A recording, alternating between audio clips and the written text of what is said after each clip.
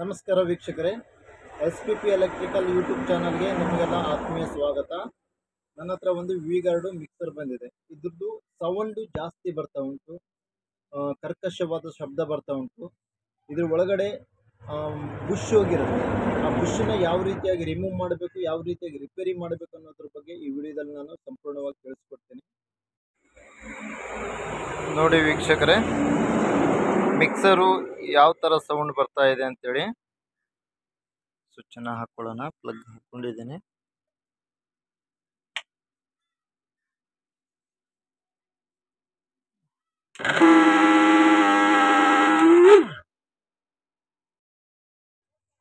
ನೋಡಿ, ಮಿಕ್ಸರ್ಲಿ ಈ ಥರ ಸೌಂಡ್ ಬರ್ತಾ ಉಂಟು. ಇದನ್ನು ಯಾವ ರೀತಿಯಾಗಿ ಸರಿ ಮಾಡಬೇಕು ಅನ್ನೋದನ್ನು ವಿಡಿಯೋದಲ್ಲಿ ಸಂಪೂರ್ಣವಾಗಿ ತಿಳಿಸ್ಕೊಡ್ತೀನಿ. ವಿಡಿಯೋನ ಕೊನೆ ತನಕ ನೋಡಿ. ಸ್ಕಿಪ್ ಮಾಡೋದ್ರಿಂದ ಮಧ್ಯದಲ್ಲಿ ನೋಡೋದ್ರಿಂದ ವಿಡಿಯೋದಲ್ಲಿ ಕಲಿಯುವಂಥದ್ದು ತುಂಬ ಇರುತ್ತೆ, ಅದು ಮಿಸ್ ಆಗ್ಬೋದು. ವಿಡಿಯೋನ ಕೊನೆ ತನಕ ನೋಡಿ. ವಿಡಿಯೋನ ಕೊನೆ ತನಕ ನೋಡಿ, ಲೈಕ್ ಮಾಡಿ, ಸಬ್ಸ್ಕ್ರೈಬ್ ಮಾಡಿ, ಬೆಲ್ ಐಕನ್ನ ಒತ್ತಿ, ಮರಿದೇನೆ ಈ ಕೆಲಸ ಮಾಡಿ, ಆಯಿತಾ? ಮೊದಲನೇದಾಗಿ ಮಿಕ್ಸರ್ ಬಾಡಿನ ಎಲ್ಲ ರಿಮೂವ್ ಮಾಡ್ಕೊಳ್ಳೋಣ. ರಿಮೂವ್ ಮಾಡ್ಕೊಂಡು ನಂತರ ಮೋಟ್ರನ್ನು ಹೊರಗಡೆ ತೆಗೆದು ನಂತರ ಬುಷನ್ನು ಯಾವ ರೀತಿಯಾಗಿ ತೆಗಿಬೇಕು ಅನ್ನೋದ್ರ ಬಗ್ಗೆ ಸಂಪೂರ್ಣವಾಗಿ ತಿಳಿಸ್ಕೊಡ್ತೇನೆ.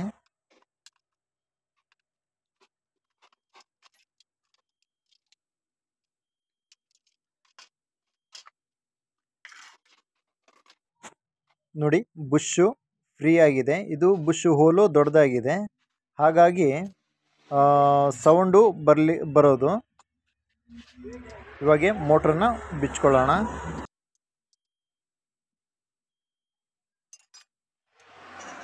ಎರಡು ಸ್ಕ್ರೂಗಳು ಇರುತ್ತೆ. ಎರಡು ಸ್ಕ್ರೂಗಳನ್ನು 8 ನಂಬರ್ ಸ್ಪಾನರ್ ಇರುತ್ತೆ, ಅದರಲ್ಲಿ ತೆಗಿಬೇಕು.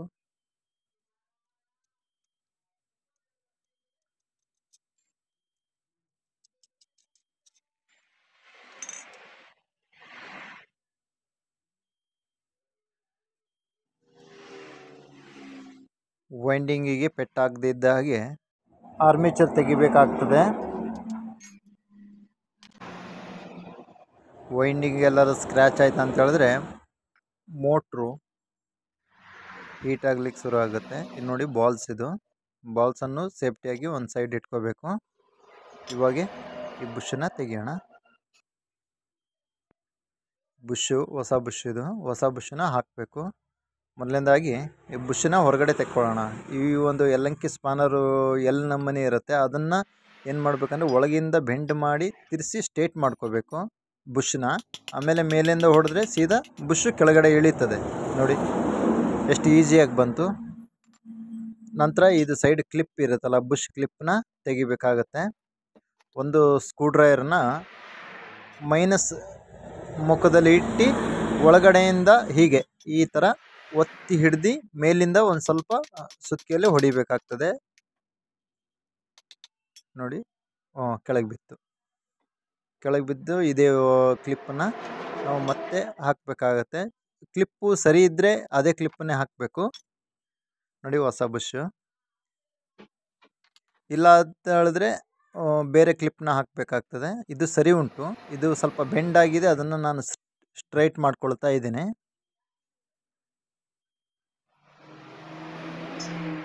ಪೂರ್ತಿಯಾಗಿ 4 ಇದಿರುತ್ತೆ ಕ್ಲಿಪ್ಪಿಗೆ. 4 ಸೈಡು ಸ್ವಲ್ಪ ಬೆಂಡ್ ಆಗಿದ್ದನ್ನು ಸ್ಟ್ರೈಟ್ ಮಾಡ್ಕೊಳ್ತಾ ಇದ್ದೀನಿ.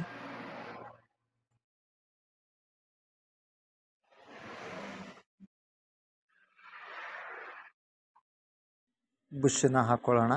ಈ ಥರ ಕ್ಲಿಪ್ಪನ್ನ ಹಾಕ್ಕೊಳ್ಳೋಣ. ಬುಷ್ ಹೋಲ್ಡರ್ ಅದು. ಇದು ಈ ಥರ ಒಂದು ಪಂಚ್ ಇರುತ್ತೆ, ಅದು ಹೋಲ್ ಇದ್ದಿದ್ದು.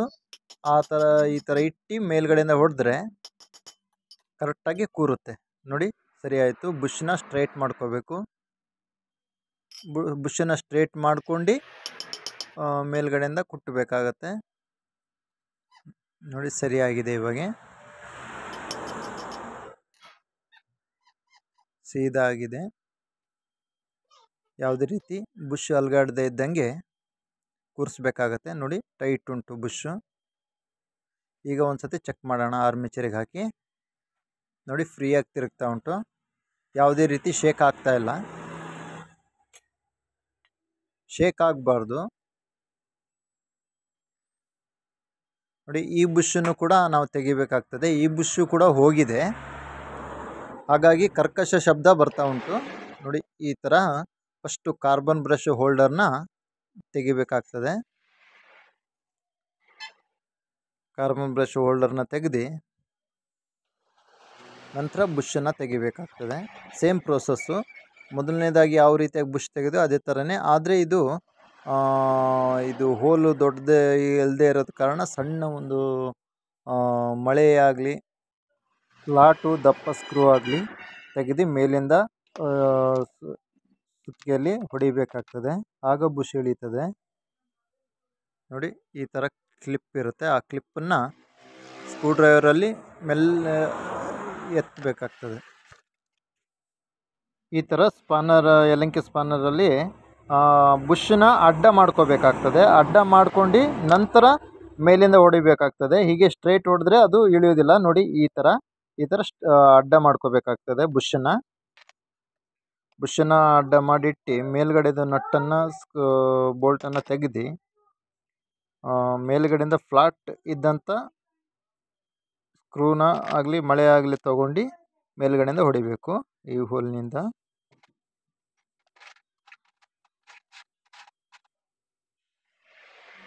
ಈ ಥರ ಮಳೆನ ತಗೊಂಡು ಮೇಲ್ಗಡೆಯಿಂದ ಹೊಡೆದಾಗ ಬುಷು ಕೆಳಗಡೆ ಇಳಿಯುತ್ತದೆ.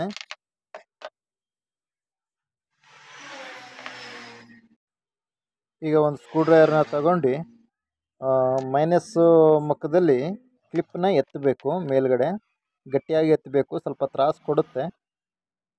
ನಾನು ವಿಡಿಯೋನ ಕಟ್ ಮಾಡಿ ನಿಮ್ಗೆ ತೋರಿಸ್ತಾ ಇದ್ದೀನಿ ನಾನು. ನೋಡಿ ಕ್ಲಿಪ್ಪು ಬಂತು. ನಂತರ ಹೊಸ ಬುಷನ್ನು ನಾವು ಹಾಕಬೇಕಾಗ್ತದೆ. ಹೊಸ ಬುಷನ್ನು ಹಾಕಿ ಕ್ಲಿಪ್ಪು ಸರಿ ಇದ್ದರೆ, ಬುಷ್ ಹೋಲ್ಡರ್ ಸರಿ ಇದ್ದರೆ ಅದನ್ನೇ ಹಾಕಿ, ಇಲ್ಲಾದರೆ ಬೇರೆದು ಹಾಕಬೇಕಾಗ್ತದೆ. ನೋಡಿ ಹೊಸ ಬುಷು ಸರಿಯಾಗಿದೆಯಾ ಇಲ್ಲ ನೋಡ್ಕೊಳ್ಳಿ. ಹೋಲು ದೊಡ್ಡದಿದೆಯಾ, ಶೇಕ್ ಆಗ್ತಿದೆಯಾ ಅನ್ನೋದನ್ನು ನೋಡ್ಕೋಬೇಕು. ಸ್ವಲ್ಪ ಫ್ರೀ ಆಗಿರಬೇಕು ಬುಷು. ನೋಡಿ ಈ ವಾಯ್ಸರನ್ನು ಕೂಡ ಬುಷ್ ಒಳಗೆ ಸೇರಿಸಿ ಹಾಕಬೇಕಾಗ್ತದೆ. ನೋಡಿ ಈ ಥರ ಸೆಂಟ್ರಲ್ ಬರಬೇಕು. ಇದು ಸರಿ ಉಂಟ ಇಲ್ಲ ನೋಡೋಣ. ಇದು ಕಟ್ಟಾಗಿ ಹೋಗಿದೆ ಇದು. ಹಾಗಾಗಿ ನಾನು ಬೇರೆ ಹೊಸದನ್ನು ತಗೊಂಡು ಬುಷ್ ಹೋಲ್ಡರ್ನ ತಗೊಂಡು ಹಾಕ್ತಾ ಇದ್ದೀನಿ. ನೋಡಿ ಇದು ಅದೇ ಸೇಮ್ ಪ್ರೋಸೆಸ್ಸಲ್ಲೇ ಒಂದು ಸ್ಪಾನರ್ನ ತಗೊಂಡು, ಹೋಲ್ ಇದ್ದಂಥ ಸ್ಪಾನರ್ನ ತಗೊಂಡು ಮೇಲ್ಗಡೆಯಿಂದ ಹೊಡಿಬೇಕಾಗ್ತದೆ. ನೀಟಾಗಿ ಕೂರಿಸ್ಕೋಬೇಕು. ಸೆಂಟ್ರಲ್ಲಿ ಇರಬೇಕು ಬುಷು, ಆಚೆ ಈಚೆ ಹೋಗಬಾರ್ದು, ಸೆಂಟ್ರಲ್ಲೇ ಇರಬೇಕು. ಆ ಥರ ಬುಷನ್ನ ಕೂರಿಸ್ಕೋಬೇಕಾಗ್ತದೆ.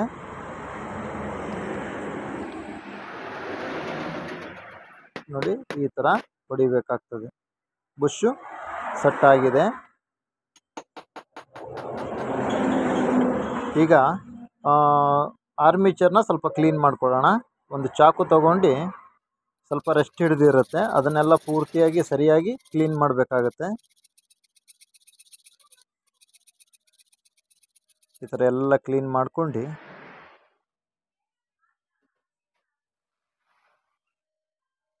ನಂತರ ಸ್ವಲ್ಪ ಗ್ರೀಸನ್ನು ತಗೊಂಡು ಹಚ್ಚಬೇಕಾಗ್ತದೆ.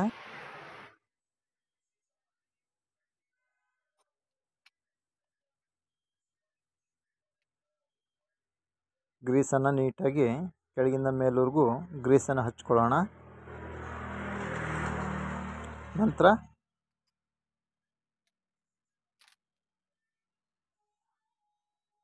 ವಾಯ್ಸರ್ನ ಹಾಕ್ಕೋಬೇಕಾಗ್ತದೆ. ಸೆಟ್ಟಿಂಗ್ ನೋಡ್ಕೊಂಡು ವಾಯ್ಸರ್ ಹಾಕ್ಕೋಬೇಕಾಗ್ತದೆ. ನೋಡಿ ಫ್ರೀ ಆಗಿದೆ ಇವಾಗ. ನೋಡಿ ಫ್ರೀಯಾಗಿ ಹೋಗಿದೆ. ನೋಡಿ ಫ್ರೀ ಆಗಿದೆ. ಮೊದಲನೇದಾಗಿ ಮೇಲ್ಗಡೆ ಇರುವಂಥ ಕ್ಯಾಪನ್ನು ಕಾರ್ಬನ್ ಬ್ರಷ್ ಕ್ಯಾಪನ್ನು ಹಾಕಬೇಕಾಗ್ತದೆ. ಆರ್ಮೇಚರ್ನ ನೀಟಾಗಿ ಕೂರಿಸ್ಕೋಬೇಕು. ಸ್ವಲ್ಪ ತಾಳ್ಮೆಯಿಂದ ಸಮಾಧಾನದಿಂದ ಕೆಲಸ ಮಾಡಬೇಕಾಗ್ತದೆ. ವೈಂಡಿಂಗ್ ಎಲ್ಲರ ಸ್ಕ್ರ್ಯಾಚ್ ಆಯ್ತು ಅಂತ ಹೇಳಿದ್ರೆ ಮೋಟರು ಹೀಟ್ ಆಗೋ ಚಾನ್ಸಸ್ ಇರುತ್ತೆ. ನೋಡಿ ಫ್ರೀ ಆಗಿದೆ.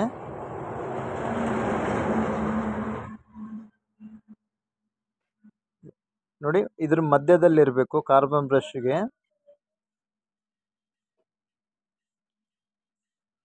ಸರಿಯಾಗಿ ವೈಸರ್ ಸೆಟ್ಟಿಂಗ್ನ ನೋಡ್ಕೋಬೇಕಾಗ್ತದೆ. ಮೇಲ್ಗಡೆ ಕೆಳಗಡೆ ಫ್ರೀಯಾಗಿ ತಿರುಗ್ತಾ ಉಂಟಾ, ಕರೆಕ್ಟಾಗಿ ಉಂಟಾ, ಅದು ಸೆಂಟ್ರಲ್ ಉಂಟಾ.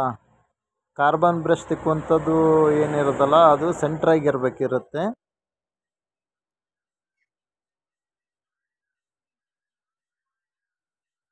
ವೈಸರ್ಗಳು ಹೆಚ್ಚು ಕಡಿಮೆ ಆಗಿರುತ್ತೆ, ಅದನ್ನು ನೋಡ್ಕೊಂಡು ವೈಸರ್ಗಳನ್ನು ಹಾಕಬೇಕಾಗತ್ತೆ. ಜಾಸ್ತಿನೂ ಹಾಕಬೇಕಾಗುತ್ತೆ, ಒಂದೆರಡು ವೈಸರ್ ಹಾಕಬೇಕಾಗುತ್ತೆ, ಇಲ್ಲ ಒಂದೊಂದು ಟೈಮ್ ಒಂದು ವೈಸರ್ ಹಾಕಬೇಕಾಗತ್ತೆ. ಕರೆಕ್ಟಾಗಿ ಸೆಟ್ಟಿಂಗ್ ನೋಡ್ಕೋಬೇಕು. ಸೆಟ್ಟಿಂಗ್ ಮೇಲೆ ಡಿಪೆಂಡ್ ಆಗುತ್ತದು.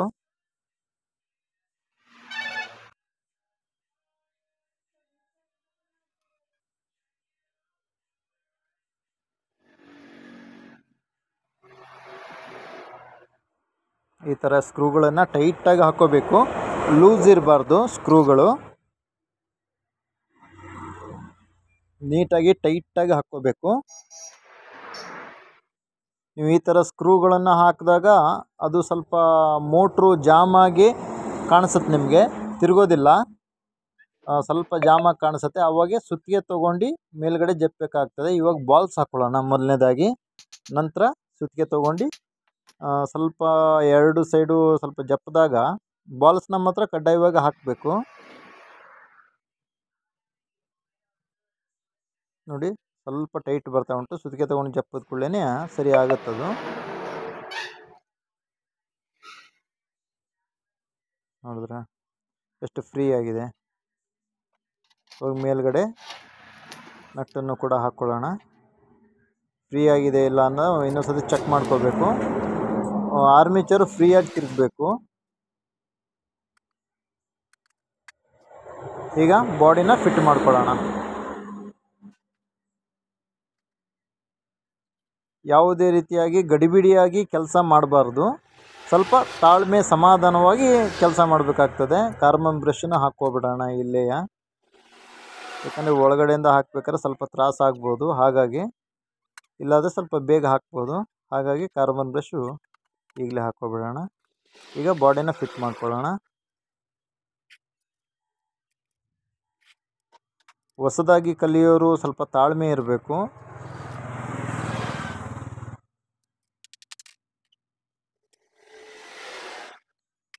ವಿಡಿಯೋನ ಇಲ್ಲಿವರೆಗೂ ನೋಡಿದವ್ರಿಗಾಗಿ ನಿಮ್ಗೆ ಧನ್ಯವಾದಗಳು. ಹೀಗೆ ನಮಗೆ ಸಪೋರ್ಟ್ ಮಾಡ್ತಾ ಇರಬೇಕು. ಹೆಚ್ಚೆಚ್ಚು ವಿಡಿಯೋನ ಮಾಡಲಿಕ್ಕೆ ಸಹಾಯ ಆಗುತ್ತೆ. ಹಾಗೆ ಮರೆಯದೇ ಒಂದು ಲೈಕ್ ಮಾಡಿ. ವಿಡಿಯೋ ಅರ್ಥ ಆಗಿದ್ದರೆ, ಇಲ್ಲ ಅಂತ ಹೇಳಿದ್ರೆ ನಿಮ್ಮ ಏನಾದರೂ ಡೌಟ್ಗಳಿದ್ರೂ ಕೂಡ ಕಾಮೆಂಟ್ ಮಾಡ್ಬೋದು. ನಮ್ಮಲ್ಲಿ ಏನಾದರೂ ಲೋಪ ಇದ್ದರೆ, ವಿಡಿಯೋದಲ್ಲಿ ಏನಾದರೂ ಲೋಪ ಇದ್ದರೂ ಕೂಡ ನೀವು ಕಾಮೆಂಟ್ ಮಾಡಿ ನಮಗೆ ತಿಳಿಸ್ಬೇಕು. ಆಗ ನಾವು ಸರಿಪಡಿಸ್ಕೊಳ್ಳಿಕ್ಕೆ ಸರಿ ಆಗ್ತದೆ. ಸಬ್ಸ್ಕ್ರೈಬ್ ಮಾಡೋದಂತೂ ಮರಿಬೇಡಿ. ಯಾಕಂದರೆ ವಿಡಿಯೋ ನೋಡೋದ್ರಿಂದ ನಿಮಗೆ ಹೆಲ್ಪ್ ಆಗಿದೆ ಅಂತ ನಾನು ತಿಳ್ಕೊಂಡಿದ್ದೀನಿ. ನೀವು ಸಬ್ಸ್ಕ್ರೈಬ್ ಮಾಡೋದ್ರಿಂದ ನನಗೂ ಕೂಡ ಹೆಲ್ಪ್ ಆಗುತ್ತೆ. ದಯವಿಟ್ಟು ಸಬ್ಸ್ಕ್ರೈಬ್ ಮಾಡಿ. ಇನ್ನೂ ಹೆಚ್ಚೆಚ್ಚು ವಿಡಿಯೋ ಮಾಡಲಿಕ್ಕೆ ಸಹಾಯ ಆಗುತ್ತೆ. ವೈರಿಂಗ್ ಬಗ್ಗೆ ಮತ್ತು ಮೋಟ್ರ್ ಚೆಕ್ ಮಾಡೋದ್ರ ಬಗ್ಗೆ, ಆರ್ಮೇಚರ್ ಚೆಕ್ ಮಾಡೋದ್ರ ಬಗ್ಗೆ ಹಿಂದಿನ ವಿಡಿಯೋದಲ್ಲಿ ನಾನು ತಿಳಿಸ್ಕೊಟ್ಟಿದ್ದೀನಿ. ನನ್ನ ಚಾನಲನ್ನು ವಿಸಿಟ್ ಮಾಡಿ. ಆ ವಿಡಿಯೋನೂ ಕೂಡ ನಿಮಗೆ ಸಿಗುತ್ತೆ. ನೋಡಿ ಪ್ಯಾಕ್ ಆಯಿತು ಸರಿಯಾಗಿ. ಬಾಡಿನ ನೀಟಾಗಿ ಟೈಟಾಗಿ ಪ್ಯಾಕ್ ಮಾಡಬೇಕಾಗ್ತದೆ. ಬಾಡಿ ಒಳಗಡೆ ಮೋಟ್ರು ಅಲ್ಗಾಡಬಾರ್ದು. ವೈಸರ್ ಗೀಸರೆಲ್ಲ ಸರಿಯಾಗಿ ಕೊಡಬೇಕಾಗ್ತದೆ. ಸ್ವಲ್ಪ ಆಯಿಲನ್ನು ಬಿಟ್ಕೋಬೇಕಾಗ್ತದೆ. ಯಾಕಂತ ಹೇಳಿದ್ರೆ ಮೋಟ್ರ್ ಫ್ರೀ ಆಗಿರಬೇಕು. ಹಾಗಾಗಿ ಆಯಿಲ್ನ ಸ್ವಲ್ಪ ಬಿಟ್ಕೊಂಡು ನಂತರ ಕಪ್ಲೇಯರ್ನ ಹಾಕ್ಕೋಬೇಕು. ಬನ್ನಿ ಸ್ಟಾರ್ಟ್ ಮಾಡೋಣ. ಮಿಕ್ಸರ್ನ ಚಾಲೂ ಮಾಡಿದಾಗ ಇವಾಗ ಯಾವ ಸೌಂಡ್ ಬರುತ್ತೆ ಅಂತ ನೋಡೋಣ. ನೋಡಿ ಎಷ್ಟು ಸ್ಮೂತ್ ಸೌಂಡ್ ಬರ್ತಾ ಇದೆ. ಅವಾಗ ಕರ್ಕಕ್ಕೆ ಸಂಖ್ಯೆ ಬರ್ತಾ ಇತ್ತು.